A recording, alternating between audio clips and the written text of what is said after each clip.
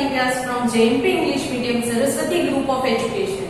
Today I am conducting this session for grade 3 subject is SS. We are discussing chapter number 5 sources of history and timelines, and this is my session number 2 for this chapter.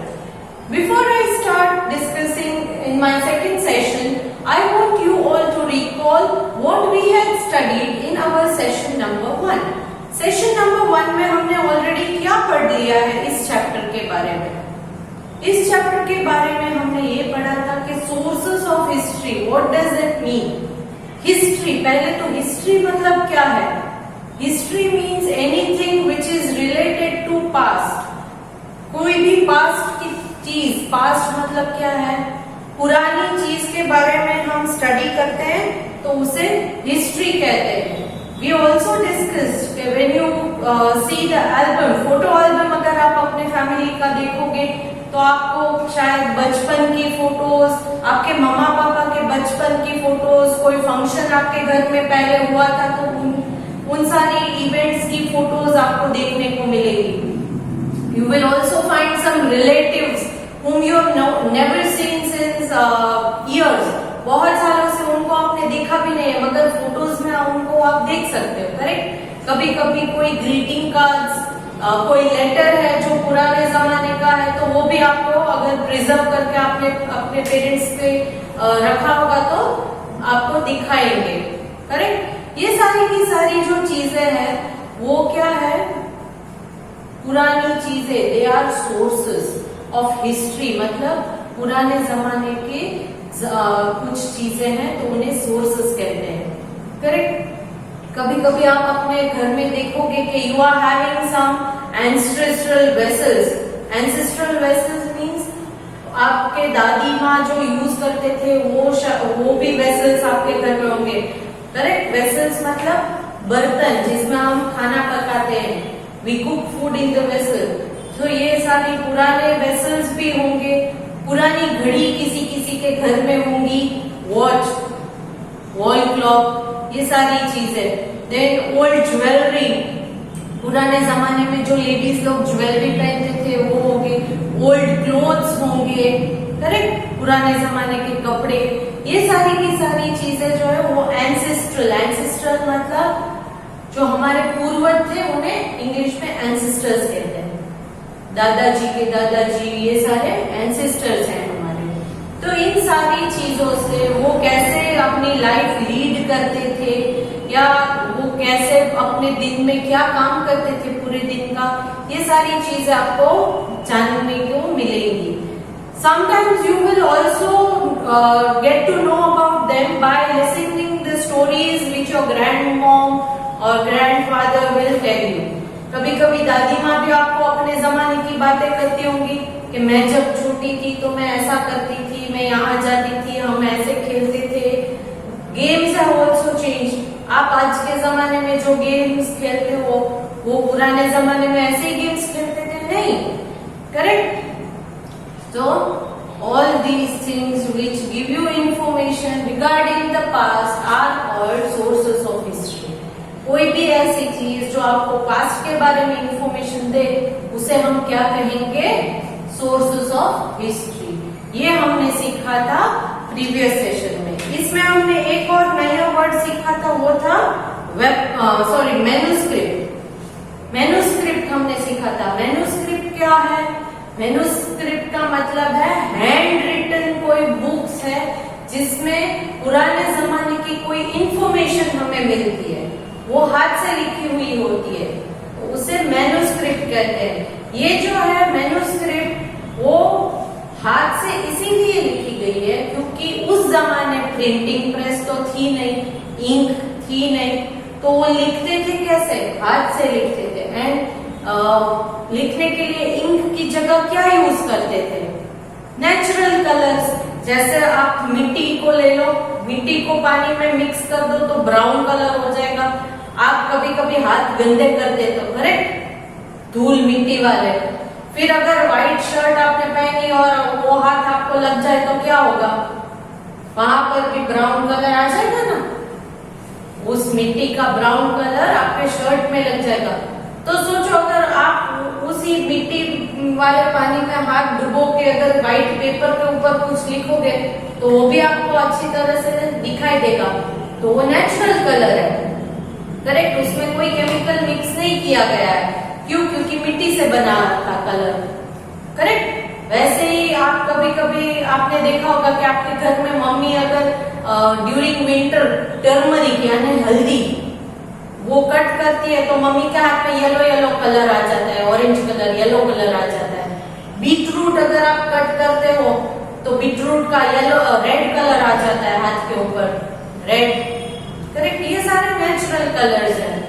और कभी कभी leaves को grind कर दो, वो green colour का दिखेगा, correct. Green leaves होते हैं तो ग्रीन कलर दिखेगा ना।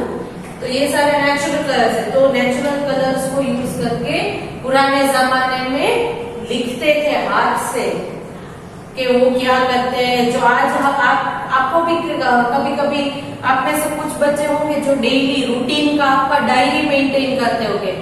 Today I got up in the early morning and I had a sweet surprise, my mamma had prepared good breakfast for me, today I was surprised, I met my friend after a long time. ये सारी जो important events है वो आप कभी कभी अपनी personal diary में लिख कर रखते हो। समटाइम्स व्हाट हैपेंस के मम्मा ने या पापा ने आपको कुछ डांट दिया है, जब आपकी गलती नहीं थी फिर भी डांट पड़ गई, तो कभी कभी वो भी आप डायरी में लिख देते हो। क्यों?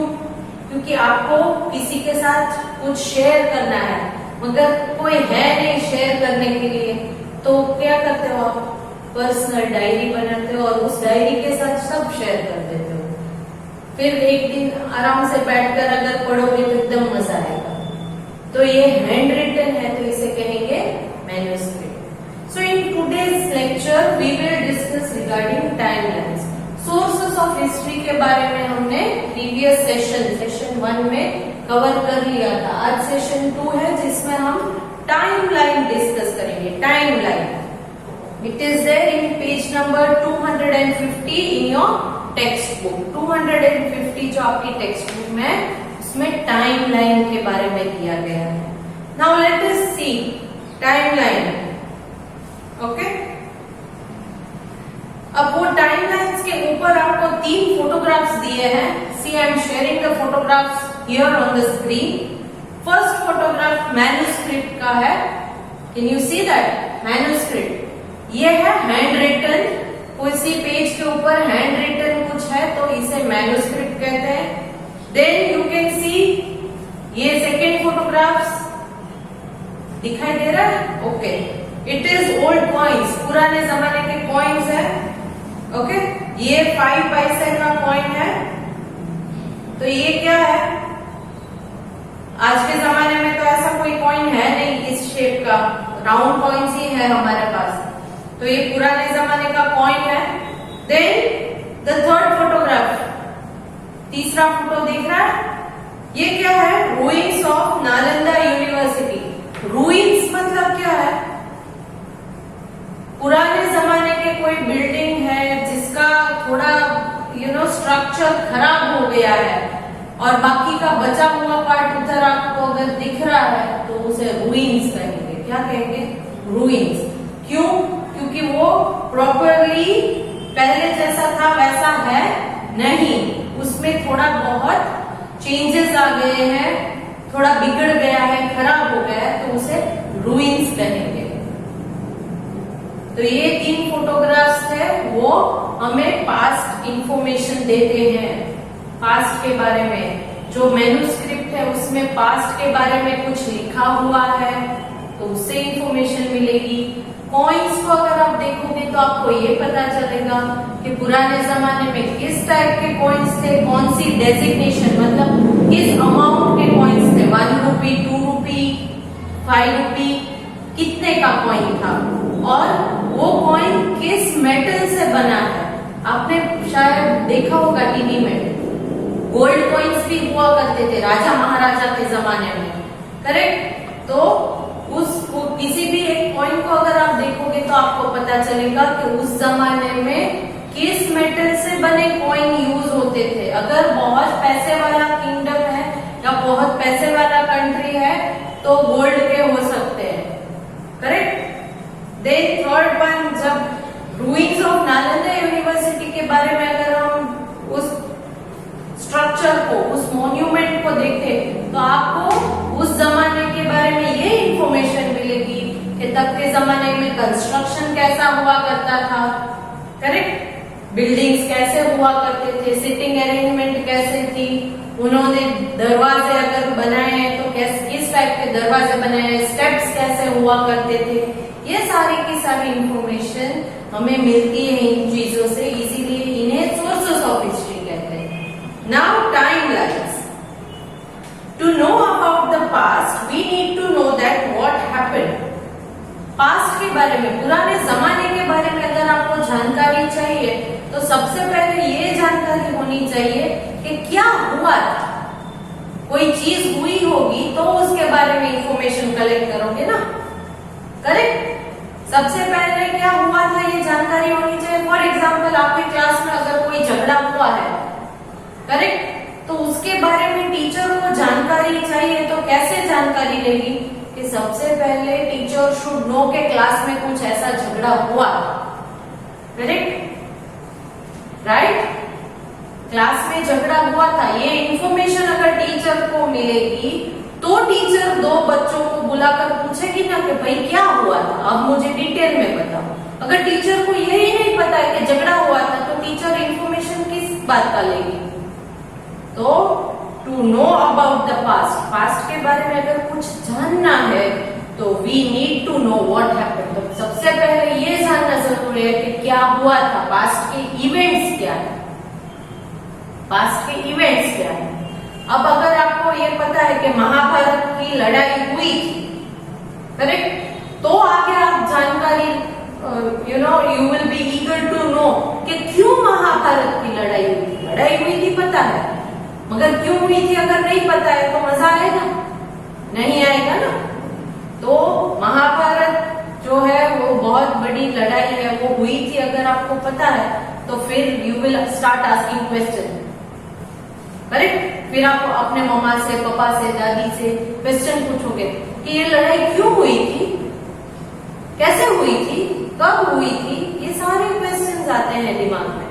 मगर सबसे पहले क्या आया कि सबसे पहले आपको ये इंफॉर्मेशन मिली कि बहुत पुराने जमाने में महाभारत नाम की एक लड़ाई हुई। Besides this, we also need to know when those things happened. सिर्फ क्या हुआ था पता चलना काफी है? No. When these things happened, कब हुआ था ये भी हमें जानना जरूरी है। अगर टीचर क्लास में नहीं है और कुछ लड़ाई झगड़ा आपके अंदर हुआ है तो टीचर आपसे पूछती है ना कि भाई कब हुआ था ये। आप बोलोगे कि this two people fought in the class and he hit this person, so then what will teacher ask, when did this happen, ये कब हुआ था, कौन से लेक्चर में हुआ था, करेक्ट, पीटी के वक्त हुआ था। तो ये when those things happen, this is also very important information that you need to know। कब हुआ था ये भी जानना जरूरी। In order to understand the link between dates and events in history, historian use a scale called timeline। तो इन सारी चीजों का कनेक्शन बना रहे, इसीलिए हिस्टोरियंस ने क्या किया, हिस्टोरियंस मीन्स ऐसे लोग जो हिस्ट्री के बारे में स्टडी करते हैं, पास्ट के बारे में स्टडी करते हैं, उन लोगों को क्या कहेंगे हम, हिस्टोरियंस। क्या कहेंगे, हिस्टोरियंस। तो they used a scale. Scale मतलब क्या है, एक मेजर लिया था उन्होंने कि पहले ये हुआ बाद में ये हुआ, ऐसा एक रिकॉर्ड होना चाहिए ना आपके पास। जैसे कि आपको पता है कि 1 सेंटीमीटर एकदम स्मॉल है, 2 सेंटीमीटर अगर मैं बोलूं तो थोड़ा बड़ा, अगर मैं बोलूं कि 10 सेंटीमीटर चाहिए तो आपको दिमाग में आ जाएगा अच्छा ये तो बहुत बड़ा है 10 सेंटीमीटर, करेक्ट। अगर मैं आपको बोलूं कि 5 मीटर तो आपको शायद कुछ बच्चों को पता होगा कि 5 मीटर मतलब जो मम्मा की साड़ी होती है नॉर्मली 5 मीटर की होती है, तो आप सोचोगे अरे कितना बड़ा 5 मीटर, करेक्ट। मगर ये कैसे पता चला आपको, क्योंकि आपको ये स्केल पता है कि 1 सेंटीमीटर मतलब छोटा 10 सेंटीमीटर मतलब बड़ा।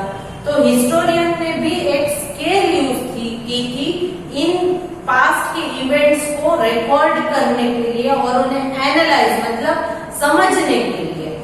वो क्या स्केल है, उस स्केल को कहा जाता है टाइमलाइन। क्या कहा जाता है? Timeline. In a timeline, the dates for different events are placed in order or sequence in which they happen. इस टाइमलाइन में सारी डेट्स को अरेंज करके लिखा जाता है in which they happen. Sequence मतलब एक के बाद एक ही आना चाहिए। फॉर एग्जाम्पल, यहाँ पर मैं बोलूँ कि I am taking example of some of you. आप में से किसी बच्चे का एग्जाम्पल मैं ले लूं तो आप क्या बोलोगे? 2011 I was born, in 2020 corona had come. Then if I say, मैंने क्या बोला? 2011 में बोर्न हुए, 2020 में कोरोना आया।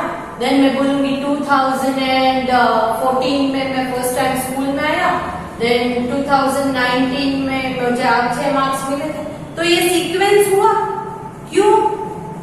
ये सीक्वेंस नहीं है, क्योंकि मैंने पहले 2011 के बारे में बोला, फिर मैंने बोला डायरेक्ट 2020 के बारे में, देन आई टॉक्ड अबाउट 2014। तो ये सीक्वेंस नहीं है। सीक्वेंस कैसे है? देखिए यहाँ पर टाइमलाइन मैंने ड्रॉ की है। यही टाइमलाइन आपके बुक में भी कॉर्नर में दी गई है।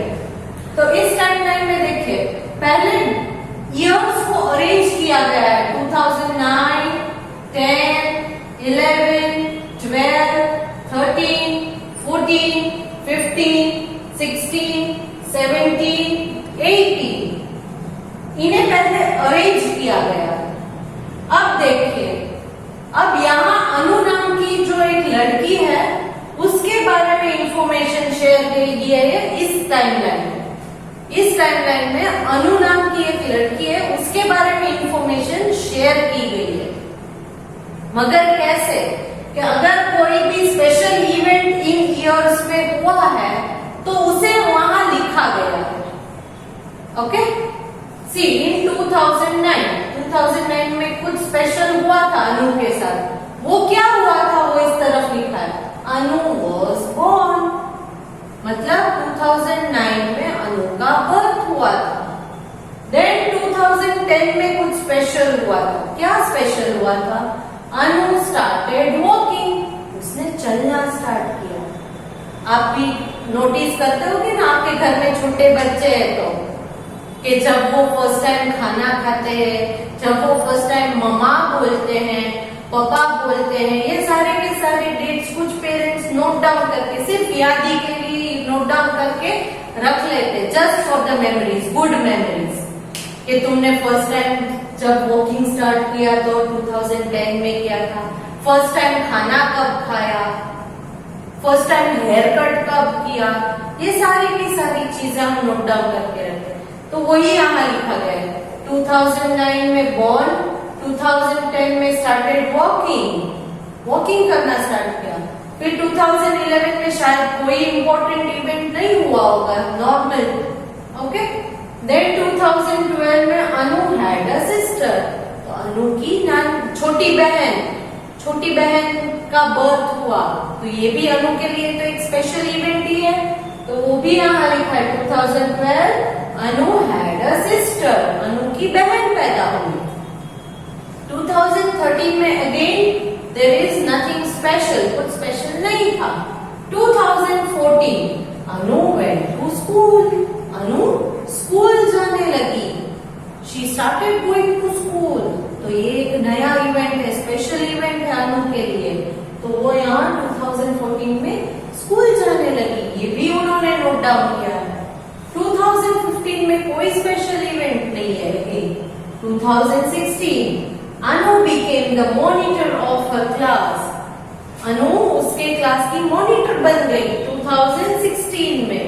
तो ये अनु के लिए अगेन एक स्पेशल इवेंट ही हुआ ना, क्लियर? सो देन 2017 अगेन कुछ स्पेशल नहीं था। Then 2018 Anu took part in a dance drama उसके स्कूल के कोई फंक्शन में, डांस ड्रामा में अनु ने टेक पार्ट किया। तो ये सारी चीजें जो है वो सीक्वेंस, मतलब आप देखो 2009, 10, 11, 12, 13, 14, 15, 16, 17, 18, तो इसे सीक्वेंस कहते हैं। क्या कहते हैं? सीक्वेंस। तो इस सीक्वेंस में सारी की सारी चीजों को अरेंज करके लिखा गया है। और ये क्या है? टाइमलाइन है, ताकि आपको पता चले कि सबसे पहले क्या हुआ, उसके बाद क्या हुआ, उसके बाद क्या हुआ। अगर ये मैं ऊपर नीचे करके पूरा लिख दूं, 2009 के बाद 2014, उसके बाद 2018, फिर 2010, देन 2016, तो क्या होगा? यू विल गेट कंफ्यूज कि ये क्या हो रहा है।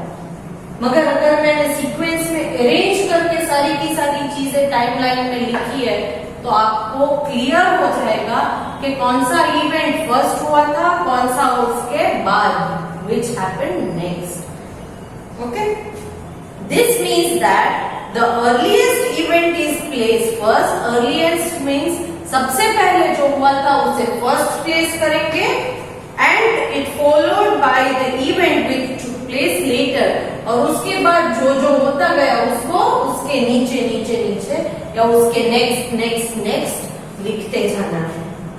This is known as sequencing. इसे हम सीक्वेंसिंग कहेंगे। क्या कहेंगे? सीक्वेंसिंग। मतलब whatever things happen first you will write first, followed by whatever happen next। इसके बाद ये हुआ, इसके बाद ये हुआ, इसके बाद ये हुआ, इसे हम सीक्वेंसिंग कहेंगे। अरेंज करके लिखा है या अरेंज करके। आपको जब कभी कभी हम बोलते हैं कि रोल नंबर वाइज खड़े हो जाओ, तो उसे सीक्वेंसिंग कहते हैं। एग्जाम के टाइम में भी रोल नंबर वाइज आपको बिठाते हैं, तो वो भी सीक्वेंसिंग है। कहीं भी किसी पर बेंच पर किसी भी स्टूडेंट को बिठा देते हैं? नहीं, sequence wise, roll number wise बिठाते हैं। Clear? Next, timelines help us to understand when the events of the past happen। Timeline study करने से आपको क्या पता चलेगा? आपको ये पता चलेगा कि कौन सी चीज कब हुई थी। अगर आपको एग्जैक्ट टाइम नहीं पता है तो आप क्या करोगे? इवेंट्स को मिक्स कर दोगे। This is Anu's timeline. Would you like to make timeline of any member of your family? ये अनु की टाइमलाइन है।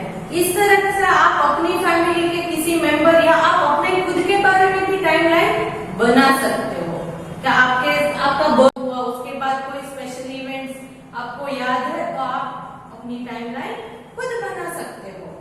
ट्राई करना, मजा आएगा। मम्मा पापा से पूछ लेना कोई स्पेशल इवेंट है, तो उनके पास फोटोग्राफ होंगे, टाइमलाइन के साथ अपना फोटोग्राफ भी लगा दो अगर है तो। Clear? Next, timelines are very important because they answer 3 question. Timelines बहुत इंपॉर्टेंट है क्योंकि टाइमलाइन में से आपको 3 क्वेश्चन के आंसर्स मिल जाएंगे। कौन से 3 क्वेश्चन है? What, where and when. पहला, क्या हुआ था? Anu was born. Second question है वेयर, तो ये भी यहां पर लिख सकते हो, कहां बर्थ हुआ था। एंड व्हेन, कब बर्थ हुआ था। करेक्ट? पहला क्या हुआ था? Okay, Anu was born. Where, कहां हुआ था? Give a name of a city, for example Rajkot. कब हुआ था? 2009। तो 3 क्वेश्चन का आंसर मिल गए। क्यों? क्योंकि टाइमलाइन है। टाइमलाइन नहीं है तो इनके आंसर्स मिलेंगे नहीं। It is easy to make timelines for people around us and for the events that took place recently. आपके आजू बाजू में जो है लोग, आपके फैमिली मेंबर्स, उनके बारे में टाइमलाइन बनाना बहुत इजी है क्योंकि उनको आप पूछ सकते हो और फिर आपको डेटा मिलेगा। डेटा मतलब इंफॉर्मेशन वो खुद देंगे और उनके जो इवेंट्स या उनके साथ रिसेंटली क्या हुआ, उन सारी चीजों के बारे में आप लिख सकते हो। करेक्ट? तो ये सारी चीजें आपको करनी है। टाइमलाइन बनाओ तो आपको समझ में आ जाएगा। But what about people who lived a long time एगो and events that happened very very long. तो आपके आजू बाजू में आज जो लोग रहते हैं उनके बारे में तो टाइमलाइन आप बना लोगे। करेक्ट? बट वो लोग जो बहुत पास्ट में रहते थे, राजा महाराजा के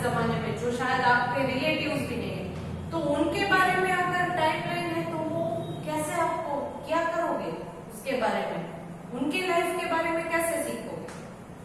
okay, we count the days, months and years using a system of counting called a calendar. हम जो है वो डेट्स, मंथ्स, ईयर्स, ये सारी की सारी चीजें काउंट करते हैं। मगर कैसे काउंट करते हैं?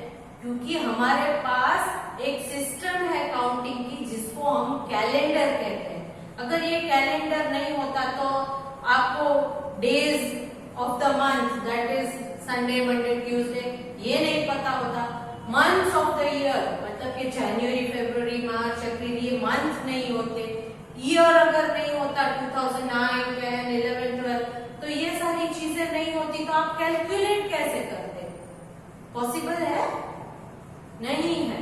तो ये सारी चीजें कैलकुलेट करने के लिए कैलेंडर होना जरूरी है। क्या होना जरूरी है? Calendar.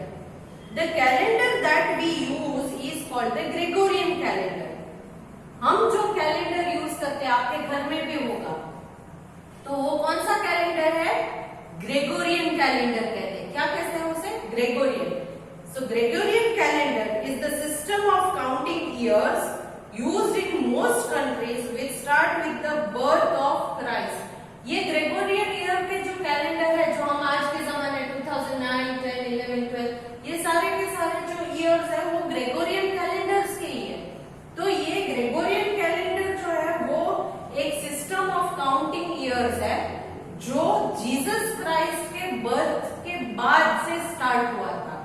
Okay, starts with the birth of Jesus Christ. Christ के बर्थ के बाद, जीसस क्राइस्ट कौन है? जो क्रिश्चियंस है उनके गॉड है, भगवान है, करेक्ट? तो जीसस क्राइस्ट के बर्थ के साथ जो कैलेंडर स्टार्ट होता है उसे हम ग्रेगोरियन कैलेंडर कहते हैं। और मोस्ट ऑफ द कंट्रीज में ग्रेगोरियन कैलेंडर ही यूज होता है। It is created in Europe over 400 years ago। ये ग्रेगोरियन कैलेंडर कहां पर बनाया गया? यूरोप में। और कितने साल पहले? 400 years ago। 400 years ago, 400 साल पहले यूरोप में ग्रेगोरियन कैलेंडर को स्टार्ट किया गया, बनाया गया। Most people in Europe at that time were followers of Christianity. क्यों यूरोप में क्यों स्टार्ट किया गया? क्योंकि यूरोप में तब ज्यादातर लोग क्रिश्चियनिटी धर्म है, वो लोग कौन है? क्रिश्चियंस है। तो क्रिश्चियनिटी को फॉलो करते थे, इसीलिए उन्होंने स्टार्ट किया। They believe that Jesus Christ birth was the most important event in history. उनका मानना था कि उनका भगवान जब उनके भगवान का जन्म हुआ, उनके भगवान कौन है? जीसस क्राइस्ट का जब जन्म हुआ तो वो बहुत इंपॉर्टेंट इवेंट है हमारी हिस्ट्री के लिए, बहुत important event. So they took his birth as the beginning of the calendar और द ईयर 1। तो जब जीसस क्राइस्ट का बर्थ हुआ तब उस ईयर को उन्होंने कैलेंडर ईयर 1 माना। क्या माना? 1, first year. Starting from the year 1, the year after the birth of Jesus Christ are written in terms CE, that is Common Era.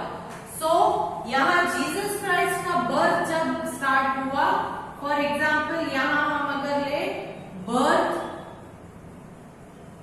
तो बर्थ के बाद के जितने ईयर्स हैं 1, 2, 3, 4, तो इन्हें हम क्या लिखेंगे? 1 CE। सीई का मतलब है कॉमन ईरा। और जीसस क्राइस्ट के बर्थ के पहले के जो ईयर्स हैं वो बैकवर्ड जाते हैं, मतलब ये अगर 0 काउंट करो, ये 0 है तो यहाँ 1, 2, 3, 4, तो ये क्या होगा? जीसस क्राइस्ट के बर्थ के पहले अगर यहाँ 3 में कुछ हुआ था तो क्या लेंगे हम? 3 BCE, मतलब before common era, before common era. तो जीसस क्राइस्ट के बर्थ के बाद का जो टाइम है जिसे सीई में काउंट किया जाता है, दैट इज कॉमन ईरा, और आफ्टर वाला सीई है, बिफोर वाला बीसीई। बीसीई का मतलब है before common era. Okay, starting from the year 1, the year after the birth of Jesus was written with the term CE. कोई भी आफ्टर के बर्थ के आफ्टर का जो भी ईयर है उसके साथ हम CE लगाते हैं ताकि हमें पता चले कि ये after the birth of Jesus Christ का है।